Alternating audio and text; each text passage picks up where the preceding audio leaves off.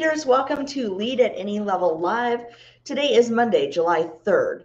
When you are watching this, I am actually going to admit something to you. I am recording this one. If all goes well, I will be on my way home from my disaster vacation and driving, and I won't be able to do this live. So I wanted to pre-record and let you all know that, hopefully things are going well. We'll see.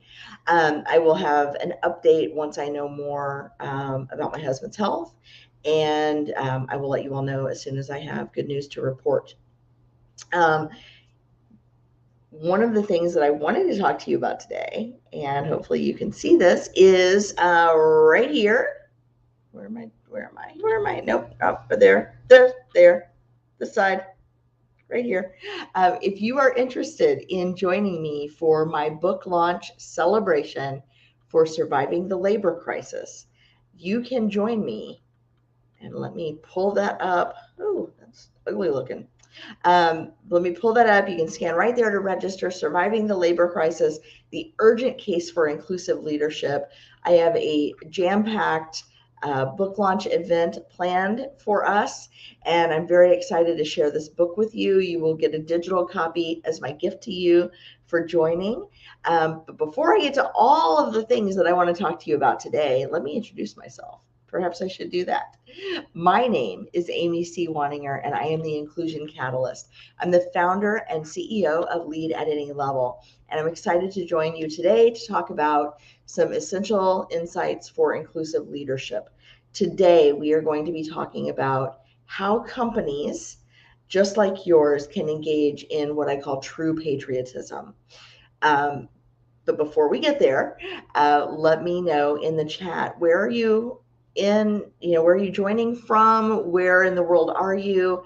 Where are you watching from? Whether you're watching on LinkedIn, Facebook, or YouTube Live.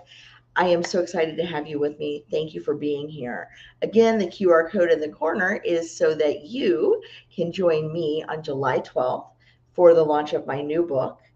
The launch celebration for my new book, Surviving the Labor Crisis. This is all about how you can keep your employees and keep them engaged, even in the face of declining productivity and historically low unemployment. We are facing a labor crisis in this country that is not likely to go away. I'm going to talk about the drivers behind that, some of the data that I've pulled up about the labor crisis and why I think it's here to stay for quite some time.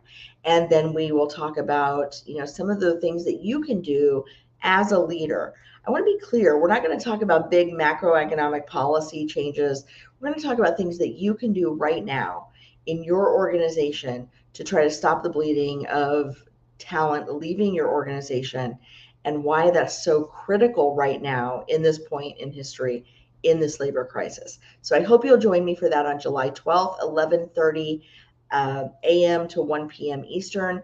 You're gonna get a copy of the book, a digital copy of the book as my gift to you. There will also be some other giveaways and fun things going on.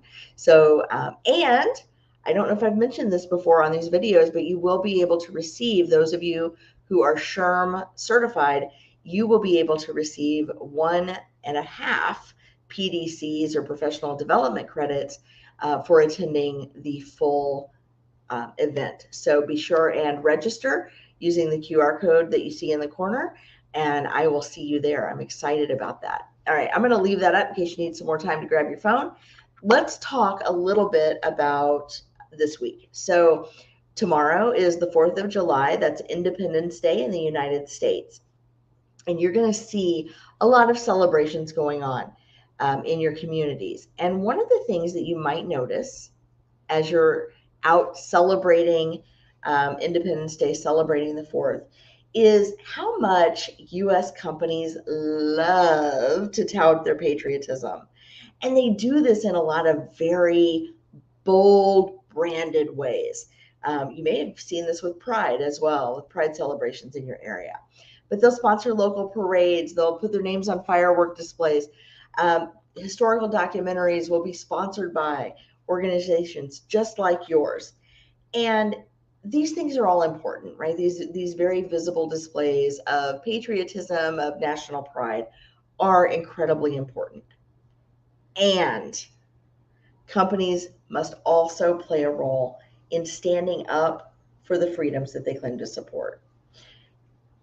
True patriotism is not about fealty to a flag or a political leader or political party. It's really about pushing ourselves and each other forward to become the country that we describe in our unifying vision statement and our collective values: equality, opportunity, and freedom from tyranny. And so today I'd like to share with you 4 ways your organization can demonstrate true patriotism in aligning with those ideals. It's not just about red, white, and blue branding. It's not just about having a truck in the 4th of July parade. This is real action that's meaningful. And so here's what I want to share with you. The first is every organization that has stated values needs to draw some clear lines that align with those values. And what I mean by that is that if you say that you stand for all employees, but you're not putting your money where your mouth is, or you are supporting political candidates that would harm your employees, you need to take a closer look at that. So look to the ethics guidelines for your industry or profession. Determine what behavior, rhetoric, or policies you will not support under any circumstances, no matter how much they might be aligned to your tax goals or your regulatory goals. If someone is really counter to your values as an organization or your ethics as a profession, you need to reinforce those standards at every opportunity. You need to clearly and explicitly state why those lines matter to you, why you drew them where you did, and be ready to hold anyone, internal or external, accountable, whether it's an employee, an executive, a vendor, or a client, if they cross that line. Now, this takes courage because it's hard to tell our clients, right, that they are not living up to the values that are important to us. It's hard to fire a client. But a lot of times that's what's needed if our clients are not treating our employees well, right? The second thing is be transparent with your campaign contributions. Many of your organizations have political action committees. Your company probably makes contributions to political campaigns all the time, and that's great. That's part of the democratic process. But I would advise you, as you're making those contributions or as you're deciding where those contribution dollars go back to that value statement, go back to those ethical principles, and make sure that you're not crossing the line there. You also want to be transparent about where your dollars go. If you can't be transparent with where you're spending your money, there's probably a reason for that. And it certainly should raise red flags to your employees, to your consumers, to your clients and customers, and to your communities if you're not being transparent about where you're spending your political dollars. The third thing, and perhaps the most important, is that you need to make Election Day a paid company holiday. It's great to have the 4th of July off, and everybody loves a picnic and fireworks, but real patriotism, really showing up for our democracy, happens on Election Day. So if you can, make Election Day a paid holiday. You can go even further, actually, by sponsoring voter registration drives in your office. You can encourage employees to vote. You can remind them and give them information about how, where, and when to vote. The only thing you can't tell them is who to vote for, okay? You can give them all that other information. You can even sponsor voter registration drives in your community, maybe even on the 4th of July at the parade. But get people involved in the democratic process. Use the resources that you have as an organization to promote voting and to promote participation in our democracy. And the fourth thing is don't cross the line that you set with your feet or your dollars. If you're watching legislative dockets and at the federal and state levels, and good risk management requires that you do so, you probably know what regulations are a threat to your business. But make sure you're also watching for laws that will harm your employees, your clients, your customers, and your community. Ask your ERG leaders what concerns they have, and use your power as an organization to advocate for your employees, all of your employees, all of the time. Commit to doing business in places that support human rights. Don't ask employees to travel to places where they don't feel safe. and recognize that different employees will feel safe in different places. Demand that industry conferences boycott states where your employees' safety is threatened.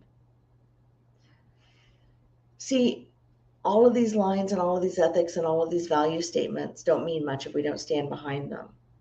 And I think it's going to be incumbent upon each and every one of us, individually, collectively, as people, as professionals, as organizational leaders, to be sure that we're doing the kinds of actions and taking the kinds of steps that are required of us to be true patriots. I want to wish you all a safe and fun and festive 4th of July, however you might be celebrating.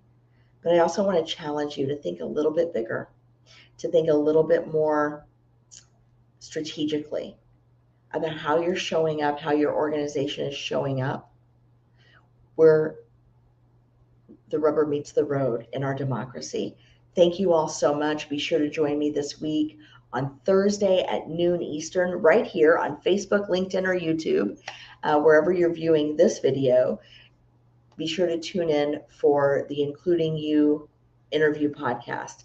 On Including You, every week I interview a leader, an executive, a chief diversity officer, someone in leadership who is actively advancing inclusion in their workplace, or sometimes even a consultant or an author who is helping companies do that. You'll want to be sure to tune in this week for another exciting edition of Including You. And if you miss us on Thursday at noon Eastern as a video interview, you can always catch us on Friday as part of the Living Corporate podcast. So wherever you get your podcast, just search for Living Corporate, subscribe, and we will show up in your feed every Friday as part of the Living Corporate podcast. Be sure to like, subscribe, and comment wherever you're watching this video so that other people can find us and so that we know what you like about the show and what you hope to hear from us in the future. I appreciate all of you so much. Thank you again, everyone, for the support that you've shown us. As my family's been navigating some personal crises, and we're still not all together, but we're working toward it. And hopefully today's the day where we'll all be together. So thank you for forgiving me, for your patience with me for pre-recording, but I really wanted to get this message to you, and I didn't want to wait. So thank you all so much. Have a wonderful 4th of July. Have a great Independence Day. Be safe, and swaddle your dogs and love on your kids just a little extra this week. Thanks so much.